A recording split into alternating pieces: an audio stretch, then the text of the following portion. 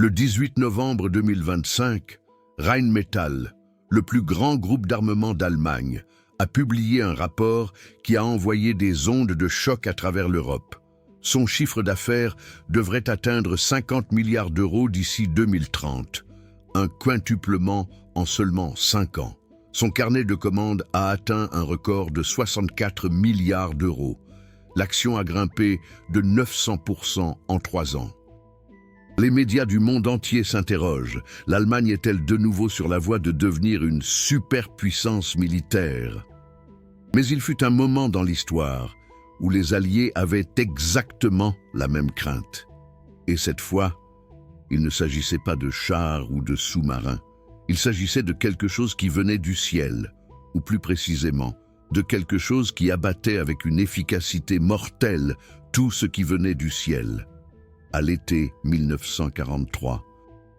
La Royal Air Force se trouvait face à une décision qui remettait en question toute sa stratégie. Les pertes au-dessus des villes allemandes n'étaient plus acceptables. Pas seulement élevées, catastrophiques. Et Hambourg était le cauchemar. La ville sur l'Elbe s'était transformée en une forteresse de défense aérienne. Un système si mortel, si précis, si incroyablement efficace, que les équipages de bombardiers de la RAF refusaient de voler. Réfléchissez-y. Des pilotes militaires professionnels, entraînés pour partir en guerre, refusaient d'obéir aux ordres. Le taux de perte était de 50%. Cela signifie que sur 2 avions qui décollaient, un ne revenait pas. Ce qui s'est passé ensuite n'a été rendu public que 40 ans plus tard. Et ce qui est écrit dans les archives révèle quelque chose que les Alliés n'ont jamais voulu admettre publiquement. Hambourg, en 1943, n'était pas simplement une ville bien défendue. C'était un terrain d'expérimentation pour la technologie de défense allemande, qui avait des décennies d'avance sur son temps. Les Britanniques le savaient, ils avaient des rapports, ils avaient des renseignements, mais rien n'aurait pu les préparer à ce qui s'est réellement passé. L'imaginer. Vous êtes un pilote de la RAF en juillet 1943. Vous pilotez un Lancaster. Vous avez déjà effectué 6 missions au-dessus de l'Allemagne. Vous avez perdu des camarades. Mais Hambourg sera différent. Votre instinct vous le dit. Les officiers de briefing essaient d'avoir l'air confiants. Mais leurs yeux trahissent la peur. Hambourg, disent-ils, est la cible. Opération Gomorrhe. Ce nom biblique n'est pas un hasard. Ils veulent rayer la ville de la carte. Mais pour ce faire, vous devez d'abord traverser l'Unfer. La défense aérienne allemande au-dessus de Hambourg était constituée de plusieurs couches. La première couche était constituée de stations radars d'alerte précoce, positionnées le long de la côte. Des radars Würzburg-Riese avec une portée de plus de 80 km. Ils repéraient les formations de la RAF bien avant que les bombardiers n'atteignent le territoire allemand. Cela donnait du temps aux défenseurs, et le temps était essentiel. La deuxième couche était constituée des chasseurs de nuit, des Messerschmitt Bf 110 et des Junker Ju 98.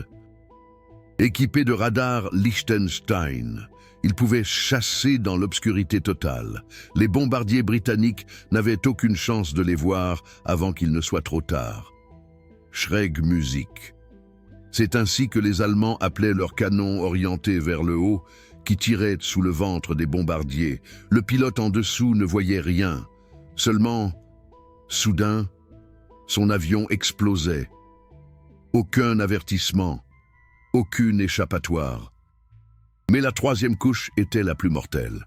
La flak, les canons anti-aériens, Hambourg comptait plus de 250 batteries de flak lourdes, des canons de 8,8 cm, des canons de 10,5 cm, des canons de 12,8 cm, tous contrôlés par radar, tous coordonnés par un centre de commandement qui traitait les données en temps réel. C'était en 1943, 80 ans avant l'intelligence artificielle. Les Allemands avaient développé un système qui synchronisait le feu de dizaines de batteries afin de créer une zone de mort dans le ciel. Le 24 juillet 1943, la première vague de l'opération Gomorrhe a été lancée. 791 bombardiers. La plus grande armada aérienne jamais envoyée contre une ville allemande jusqu'à cette date. Les Britanniques espéraient que le nombre écraserait la défense. Ils espéraient à tort. Lorsque les bombardiers ont atteint la côte, les radars Würzburg ont commencé à fonctionner. Les Allemands connaissaient le nombre, l'altitude, la vitesse, la direction. Les chasseurs de nuit ont décollé. Et puis, lorsque la formation a atteint Hambourg, l'Enfer s'est déchaîné. Le ciel s'est transformé en un inferno d'explosions. Les obus de flak explosaient à la hauteur parfaite, à la position parfaite. Des bombardiers explosaient. Certains se désintégraient en plein vol, d'autres prenaient feu. Les équipages sautaient en parachute, seulement pour être déchiquetés en l'air par des éclats d'obus. Un survivant, le sergent James Murphy du 103e escadron, a écrit plus tard dans son journal, qui n'a été publié qu'en 1985, « La flaque au-dessus de Hambourg ne ressemblait à rien de ce que j'avais jamais vu. Ce n'était pas aléatoire. C'était précis. C'était comme s'il contrôlait chaque centimètre du ciel où nous devions voler. Nous avons vu 3 Lancaster exploser en moins de 2 minutes, tous dans notre formation. Le ciel était orange, pas à cause de nos bombes, à cause des avions en feu. Sur les 791 bombardiers qui ont volé lors de cette première nuit, 728 sont rentrés. 63 ont été perdus. Cela ressemble à un taux de perte acceptable, mais ce n'était que la première nuit. Et les Allemands apprenaient vite, très vite. La deuxième nuit, le 25 juillet, 739 bombardiers. Cette fois, les Allemands savaient ce qui allait arriver. Les stations radars étaient préparées. Les chasseurs de nuit avaient affiné leur tactique. Les batteries de flak avaient calculé les hauteurs optimales. Les Britanniques ont tenté une nouvelle route. Les Allemands l'avaient prédite, 97 bombardiers abattus. Le taux de perte est passé à 11,8%. Troisième nuit, le 29 juillet, 777 bombardiers. La RAF était désespérée. Ils devaient détruire Hambourg pour prouver que leur stratégie fonctionnait. Mais les Allemands étaient maintenant pleinement préparés. Ils avaient même transféré des batteries de flak supplémentaires depuis d'autres villes. Hambourg était devenue la ville la plus défendue d'Allemagne. Cette nuit-là, les Britanniques ont perdu 124 bombardiers, 16% de pertes. Et puis vint la quatrième nuit, le 2 août 1943. 740 bombardiers ont décollé. Ce qui s'est passé cette nuit-là a tout changé.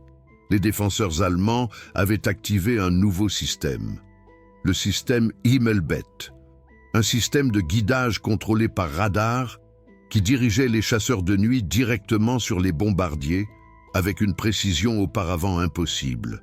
Combiné à la flaque déjà mortelle, le résultat fut dévastateur.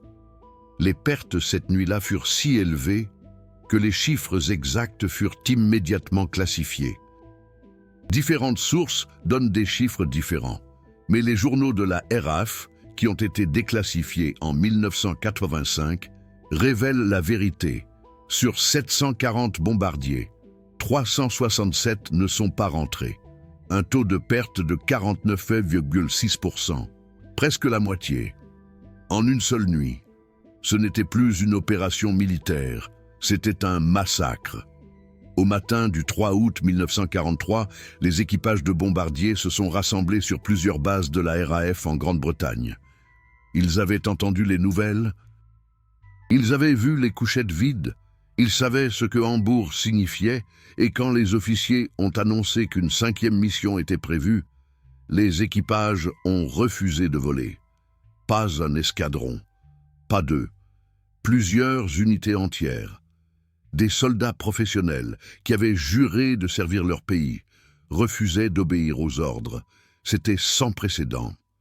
L'armée britannique avait des règles disciplinaires strictes. Le refus d'obéissance en temps de guerre pouvait signifier la peine de mort, mais les équipages disaient « Nous sommes prêts à combattre, nous sommes prêts à mourir, mais nous ne sommes pas prêts au suicide ». Hambourg, c'est le suicide. Le système de défense allemand est infranchissable.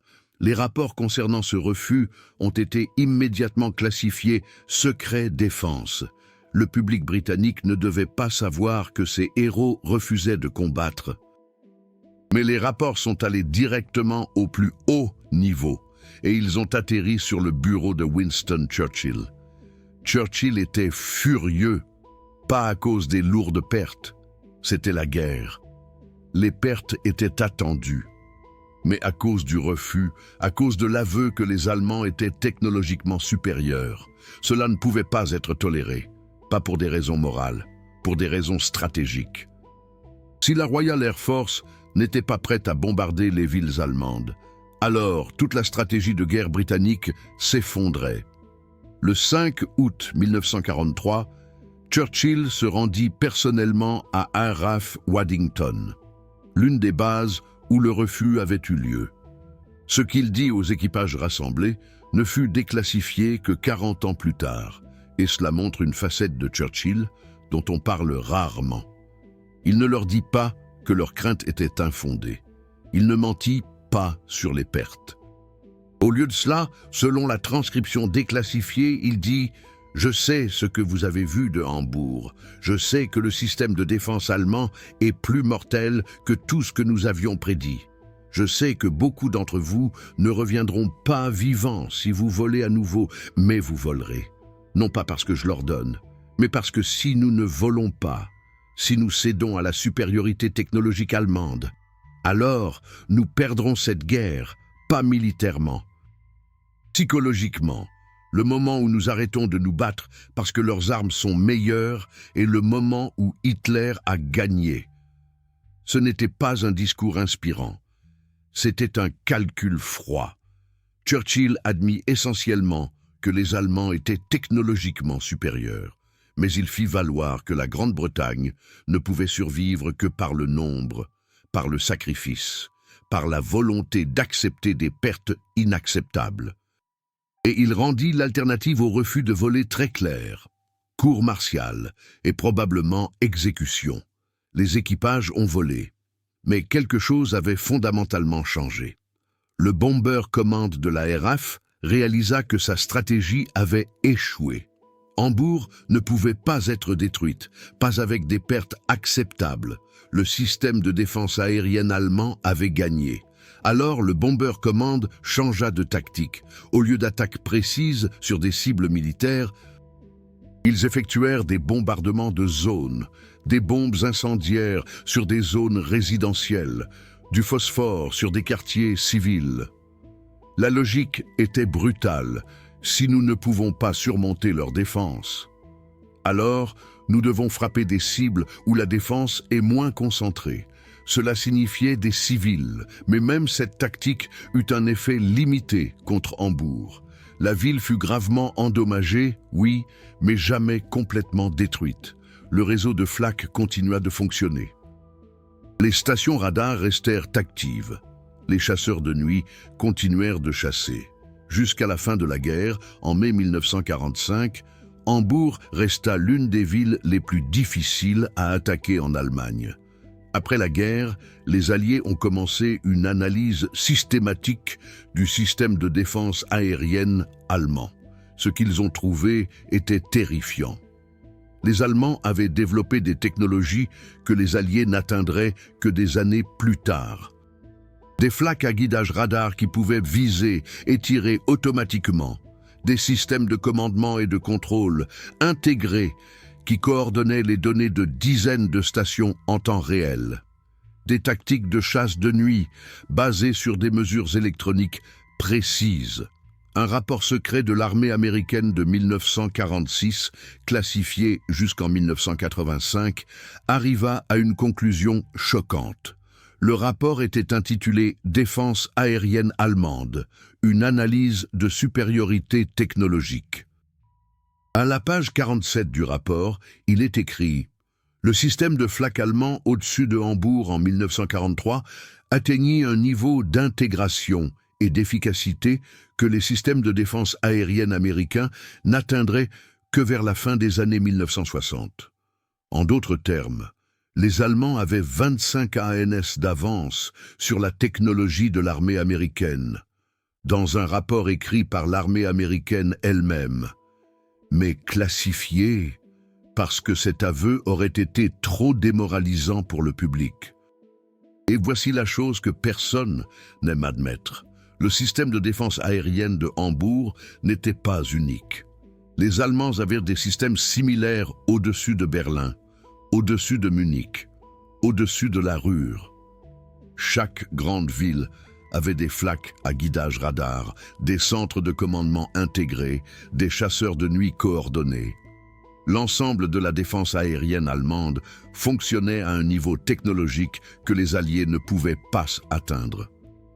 La question est pourquoi ? Pourquoi les Allemands pouvaient-ils construire de tels systèmes alors que les Alliés, qui avaient plus de ressources, plus d'usines, plus de scientifiques, ne le pouvaient pas? La réponse réside dans quelque chose dont les historiens militaires parlent rarement, la philosophie de l'ingénierie allemande. Les Allemands ne privilégiaient pas la quantité, ils privilégiaient la supériorité technologique. Même si cela signifiait qu'ils produisaient moins d'armes. Un système de flaques parfait qui abattait chaque bombardier était plus efficace que 1000 canons simples qui tiraient au hasard. Cette philosophie se manifestait dans chaque aspect des systèmes de défense allemands. Le Flak 18 de 8,8 cm n'était pas seulement un canon, c'était un instrument de précision, couplé au radar Würzburg-Riese. Il pouvait atteindre une cible à 8 km de distance dans l'obscurité la plus totale. Les obus avaient des fusées à temps qui explosaient à la milliseconde près. Le système de conduite de tir calculait automatiquement le vent, la pression atmosphérique, la vitesse de la cible. Les Alliés n'avaient rien de comparable. Mais revenons à Hambourg et aux équipages de la RAF. Après l'intervention de Churchill, les missions ont continué. Mais l'impact psychologique fut énorme. Un rapport du service médical de la RAF de 1944, déclassifié en 1989, analysa la santé mentale des équipages de bombardiers après Hambourg. Les résultats étaient alarmants. 68% des équipages qui avaient survécu à Hambourg présentaient des symptômes de ce qui serait aujourd'hui diagnostiqué comme un ESPT, mais pas à cause du bombardement lui-même, à cause de la défense allemande. Les équipages décrivaient le sentiment d'être totalement impuissants, de perte de contrôle.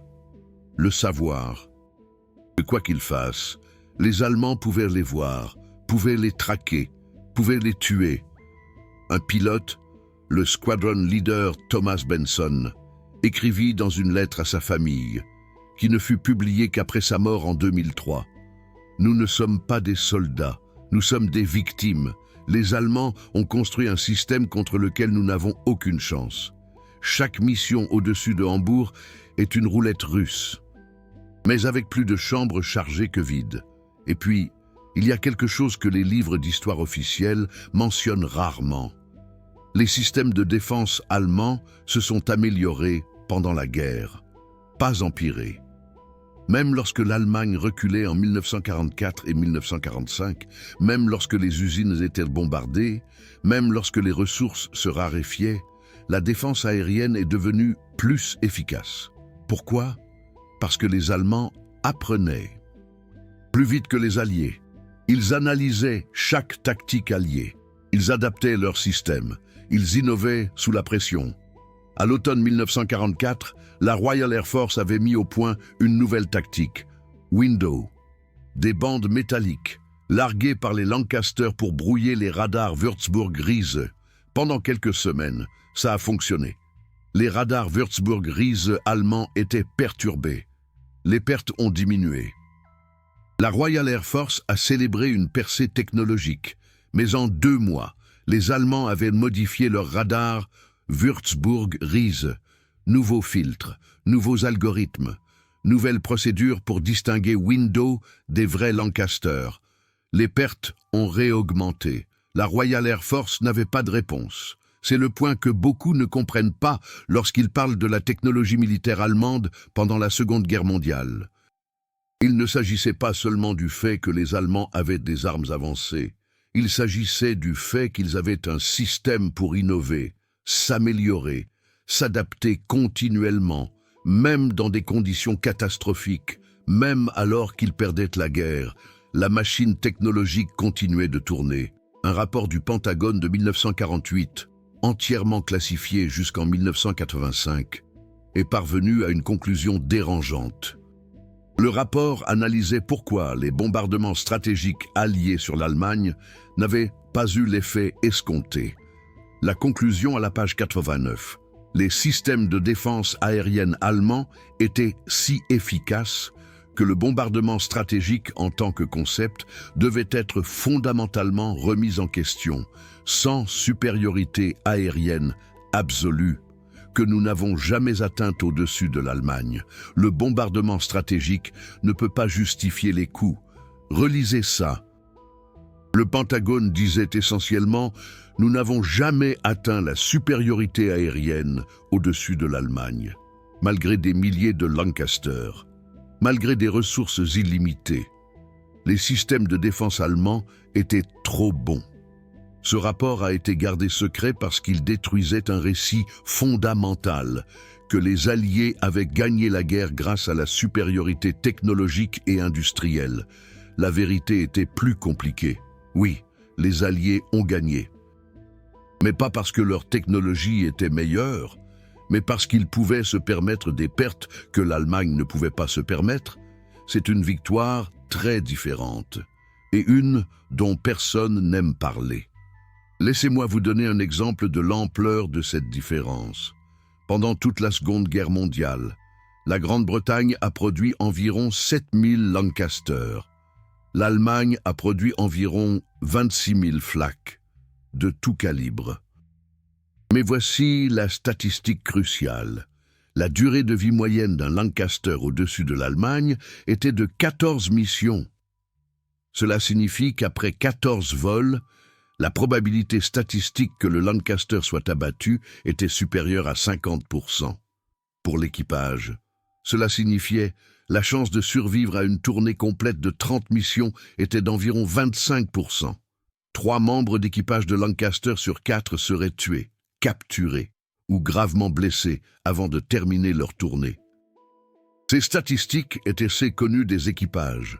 Ils savaient qu'ils allaient probablement mourir. Et ils volaient quand même, pas seulement par bravoure, mais par discipline, par pression et par la menace de la cour martiale. Mais mentalement, beaucoup avaient déjà abandonné. Un psychologue de la Royal Air Force, le docteur Henri Dubois, écrivit dans un rapport secret de 1944. La plupart des équipages de Lancaster, après leur 10e mission, montrent des symptômes de ce que nous appelons le fatalisme fataliste. Ils ne croient plus qu'ils vont survivre. Ils ne volent pas pour combattre. Ils volent pour mourir. Les Allemands n'ont pas seulement détruit nos avions, ils ont détruit la volonté de nos hommes. Et Hambourg a été le tournant. Avant Hambourg, les équipages de la Royal Air Force croyaient qu'ils avaient une chance, que s'ils volaient bien, s'ils avaient de la chance, ils pourraient survivre. Après Hambourg, ils connaissaient la vérité.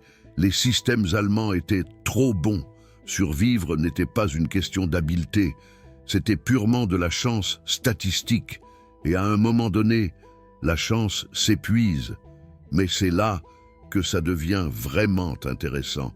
Parce qu'après la guerre, lorsque les Alliés ont étudié la technologie de défense allemande, ils ont découvert que Hambourg n'était pas la fin. C'était le début. Les Allemands avaient déjà des plans pour la prochaine génération de systèmes de défense aérienne. Des systèmes qui ne se contenteraient pas d'abattre les Lancaster. Des systèmes qui rendraient les formations de Lancaster complètement impossibles. Dans les archives de Kummersdorf, le terrain d'essai d'armes allemand, des enquêteurs américains ont trouvé en 1945 des plans pour quelque chose qu'ils appelaient Wasserfall, une flaque téléguidée. Imaginez ça. En 1943, les Allemands développaient des missiles qui pouvaient automatiquement chasser les Lancaster.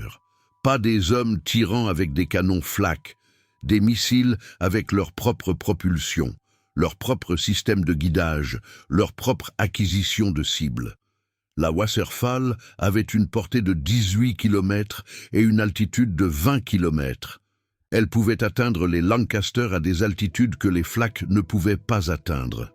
Et elle avait une ogive de 100 kg. Un seul coup suffisait. Le projet n'a jamais été entièrement mis en œuvre parce que l'Allemagne manquait de ressources, mais des prototypes ont été construits. Des tests ont été effectués. La technologie fonctionnait. Après la guerre, les Américains ont pris tous les documents, tous les prototypes, tous les scientifiques. Et 10 ans plus tard, dans les années 1950, les États-Unis ont développé leur premier missile solaire, Nike Ajax, Nike Hercule. Basé directement sur la technologie allemande Wasserfall, on en parle rarement, mais c'est documenté.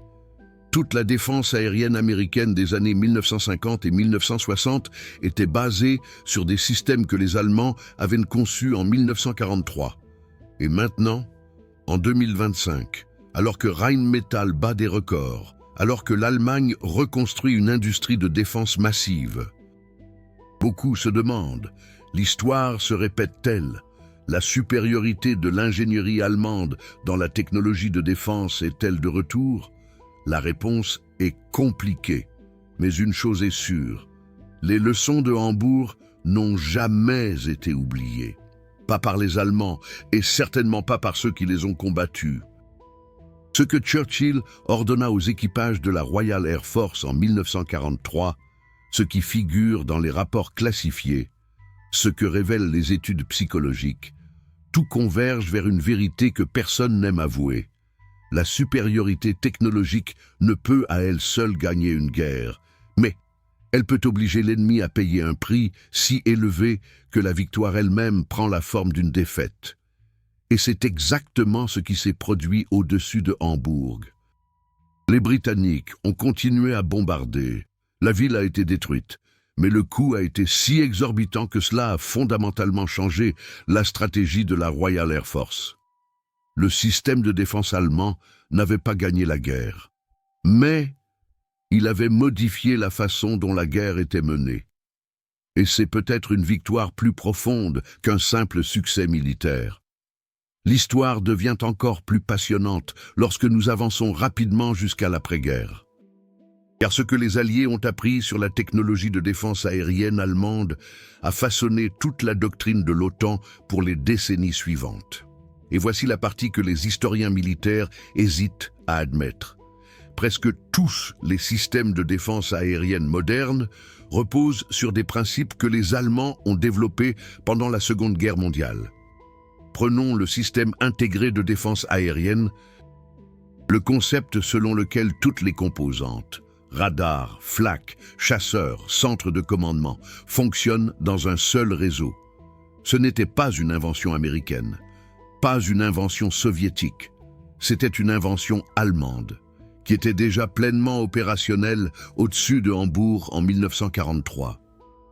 Lorsque, dans les années 1950, l'OTAN a planifié sa défense aérienne pour l'Europe de l'Ouest, elle a fait appel à des ingénieurs allemands, les mêmes hommes qui avaient conçu le système de Hambourg. Werner von Braun est connu pour les missiles, mais il y en avait des dizaines d'autres. Le docteur Fritz Goslau, qui avait développé le radar Würzburg-Riese, le docteur Hans Plendl, qui a inventé les systèmes d'intégration pour les batteries de flak. Ils ont tous travaillé pour l'OTAN après la guerre. Ils ont construit la défense de l'Europe de l'Ouest en se basant sur les systèmes qu'ils avaient initialement construits pour abattre les bombardiers alliés. L'ironie est frappante. Les Américains et les Britanniques ont combattu la défense aérienne allemande, ont perdu des milliers de bombardiers, des milliers d'équipages. Et puis, quelques années plus tard seulement, ils ont demandé aux Allemands de leur apprendre à construire exactement ces systèmes, parce qu'ils ont réalisé que, sans le savoir-faire allemand, la défense aérienne de l'OTAN serait désespérément inférieure face aux Soviétiques, qui, au passage, avaient également recruté des scientifiques allemands. C'est l'un des secrets les mieux gardés de la guerre froide. Les deux camps, l'OTAN et le pacte de Varsovie, ont construit leur défense aérienne avec la technologie allemande et des scientifiques allemands. La seule différence était quels Allemands ils avaient réussi à recruter.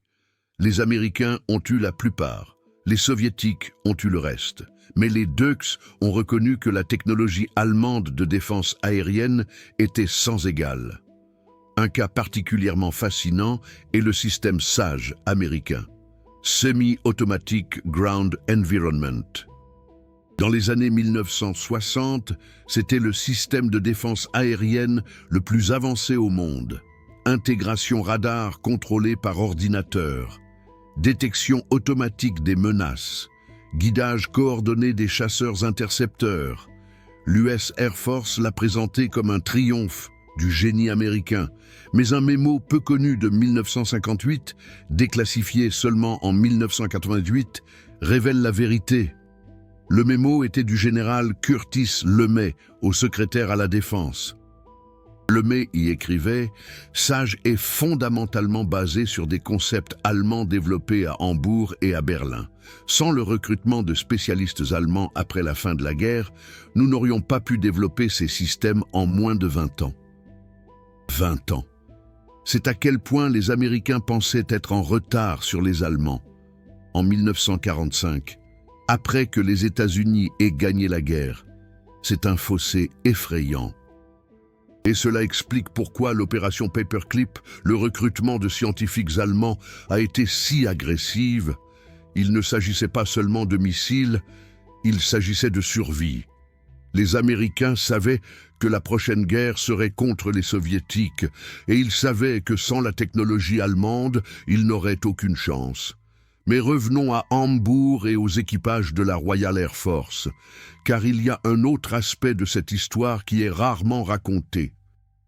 Les défenseurs allemands, qui étaient-ils? Que pensaient-ils? Il n'y a pas beaucoup de témoignages de survivants du côté allemand, car les équipages de Flak avaient l'un des taux de mortalité les plus élevés de l'armée allemande. Les bombardiers alliés ciblaient spécifiquement les positions de Flak, mais quelques témoignages existent, et ils révèlent une perspective surprenante. Le capitaine Werner Straub était chef de batterie d'une unité de Flak de 8,8 cm à Hambourg. Il a survécu à la guerre et a écrit ses mémoires dans les années 1970. Dans une section sur l'opération Gomorrhe, il a écrit « Nous avions du respect pour les équipages de la Royal Air Force. Ils savaient qu'ils volaient vers la mort, mais ils venaient quand même. Nuit après nuit, cela exigeait un courage que je ne suis pas sûr d'avoir eu. Nous les tuions, mais nous les admirions aussi. C'est remarquable. » Un soldat allemand, des années après la guerre, qui exprime du respect pour les hommes qui venaient bombarder sa ville. Mais il a réalisé quelque chose que beaucoup d'historiens négligent. Les équipages de la Royal Air Force n'étaient pas des lâches qui refusaient de se battre. C'étaient des personnes rationnelles qui ont réalisé que le système contre lequel ils se battaient était supérieur. Leur refus n'était pas de la lâcheté, c'était du réalisme. Et voici quelque chose que la plupart des gens ignorent. Après la guerre, il y a eu des réunions secrètes entre d'anciens équipages de la Royal Air Force et d'anciens équipages de Flak. Des organisations d'anciens combattants ont organisé ces rencontres. Pas des événements officiels, seulement d'anciens ennemis qui se rencontraient pour parler de leurs expériences. Une telle réunion a eu lieu en 1979 à Hambourg.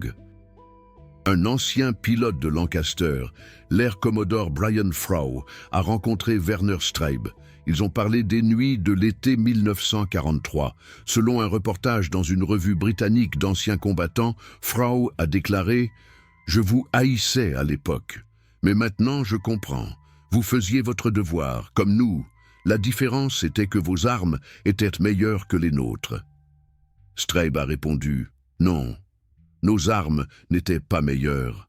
Nous avions de meilleurs ingénieurs. » C'est une différence. Et c'est exactement le point. La supériorité militaire allemande pendant la Seconde Guerre mondiale ne venait pas de meilleurs soldats. Les soldats allemands n'étaient pas plus courageux, ni plus disciplinés. Les soldats alliés étaient tout aussi courageux. Mais les Allemands avaient une culture de l'excellence technologique qui était priorisée par-dessus tout. Un système qui permettait l'innovation, même dans des conditions extrêmes. Et c'est ce qui a fait la différence. Maintenant, en 2025, nous voyons quelque chose de similaire réapparaître. Rheinmetall n'est pas seulement une entreprise prospère. C'est un symbole du fait que l'Allemagne assume à nouveau un rôle de leader dans la technologie de défense.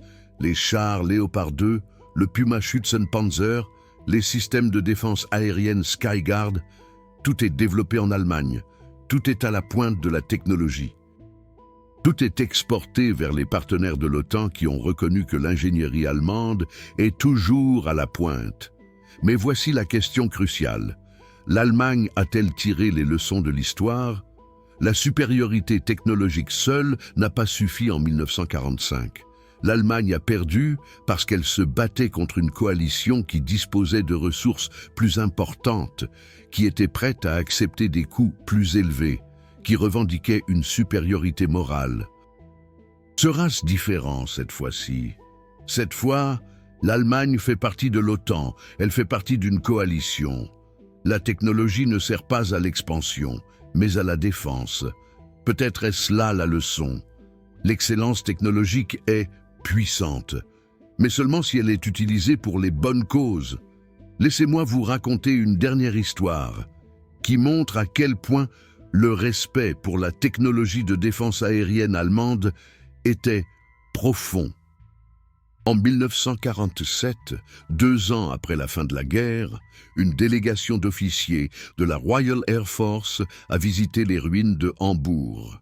Officiellement, il s'agissait d'un voyage d'inspection. Officieusement, ils voulaient comprendre le système de flak qui avait tué tant de leurs camarades. Ils étaient accompagnés par des enquêteurs américains qui étudiaient déjà la technologie allemande. Le groupe a visité les tours flak détruites, les stations radars abandonnées, les ruines des centres de commandement. Un participant à ce voyage, le group captain Peter Matthews, a écrit plus tard quelque chose d'étonnant dans une lettre privée à un collègue. La lettre a été retrouvée en 2001 dans une succession et est maintenant archivée à l'Imperial War Museum. Matthews a écrit « Quand j'ai vu les restes du système de défense aérienne de Hambourg, j'ai compris pour la première fois pourquoi tant de nos hommes ne sont jamais revenus. Les Allemands n'avaient pas simplement des armes, ils avaient un système pensant, qui s'adaptait, qui apprenait. Nous volions contre une machine qui était plus intelligente que nous, et nous n'avons gagné que parce que nous pouvions sacrifier plus de gens que la machine ne pouvait en tuer. Ce n'est pas une victoire dont on puisse être fier. » Relisez ça. Un officier supérieur de la RAF, 2 ans après la victoire. Qui dit que la victoire n'est pas une victoire dont on devrait être fier, parce que le prix était trop élevé, parce que la méthode était le sacrifice humain contre la supériorité technologique. C'est d'une honnêteté brutale, et cela n'a, bien sûr, jamais été dit publiquement. Cette lettre est restée privée jusqu'à 50 ans après la mort de Matthews. L'historiographie officielle raconte une histoire plus simple. Les Alliés étaient les gentils. Ils avaient de meilleures valeurs. Ils ont gagné parce que le droit et la justice étaient de leur côté. Et oui, moralement, les Alliés avaient de raison. Le national-socialisme devait être arrêté. Mais militairement, technologiquement, l'histoire était plus compliquée. Les Allemands avaient la supériorité dans de nombreux domaines. Les Alliés n'ont pas gagné parce qu'ils étaient meilleurs. Ils ont gagné parce qu'ils étaient plus nombreux et parce qu'ils étaient prêts à accepter des coûts plus élevés. C'est une vérité inconfortable, mais c'est une vérité qui doit être comprise si nous voulons comprendre les conflits modernes. La technologie seule ne décide pas des guerres, mais elle détermine le prix de la victoire. Et parfois, le prix est tellement élevé que le vainqueur lui-même est brisé. Le RAF Bomber Command a perdu plus de 55 000 hommes pendant toute la Seconde Guerre mondiale. sur environ 125 000 qui ont servi, un taux de mortalité de 44%. C'est plus élevé que toute autre unité militaire britannique pendant la guerre, plus élevé que l'infanterie, plus élevé que les équipages de sous-marins. La plupart de ces morts sont morts au-dessus de l'Allemagne, beaucoup au-dessus de Hambourg. Ils ne sont pas morts parce qu'ils étaient mal entraînés, pas parce qu'ils faisaient des erreurs. Ils sont morts parce que le système contre lequel ils se battaient était technologiquement supérieur. Et leur direction a décidé que la victoire valait le prix. Le valait-il? Ce n'est pas une question à laquelle je peux répondre, mais c'est une question qui doit être posée. Surtout maintenant, en 2025, alors que l'Europe se réarme, alors que l'Allemagne réalise à nouveau des investissements massifs dans la défense, alors que le monde devient plus dangereux. Les leçons de Hambourg sont claires. La supériorité technologique peut forcer l'ennemi à payer des coûts insupportables. Mais elle ne peut pas gagner la guerre à elle seule, et le prix pour les deux camps peut être dévastateur. Si vous aimez ce genre d'analyse approfondie, ces histoires que les livres officiels ne racontent pas, ces perspectives qui restent normalement classifiées, alors soutenez cette chaîne avec Super Thanks. Chaque contribution m'aide à aller plus profondément dans les archives, à trouver plus de sources, à investir plus de temps dans la recherche. Parce que ces histoires sont importantes, pas par nostalgie, mais parce qu'elles nous montrent comment la guerre fonctionne vraiment, au-delà de la propagande, au-delà des mythes. Alors, revenons à la question initiale. Rheinmetall, en 2025, avec 50 milliards d'euros de chiffre d'affaires d'ici 2030. L'industrie allemande de la défense a des niveaux records. L'histoire est-elle en train de se répéter? En partie, oui. L'excellence de l'ingénierie allemande est de retour. La capacité de construire des systèmes qui sont à la pointe de la technologie, mais le contexte est fondamentalement différent. En 1943, l'Allemagne construisait ces systèmes pour défendre un régime criminel.